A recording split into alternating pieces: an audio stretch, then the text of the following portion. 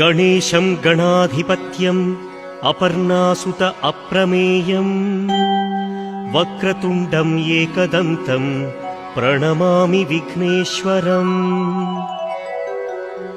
चित्ररत्नविचित्राङ्ग चित्रमाला विभूषितम् कामरूपधरम् देवम् प्रणमामि विघ्नेश्वरम्।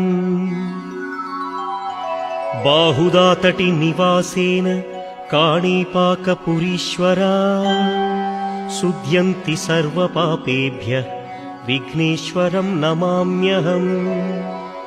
मूषिकोत्तममारुह्य देवासुरमहाहवे योद्धुकामं महावीर्यं विघ्नेश्वरं नमाम्यहम्।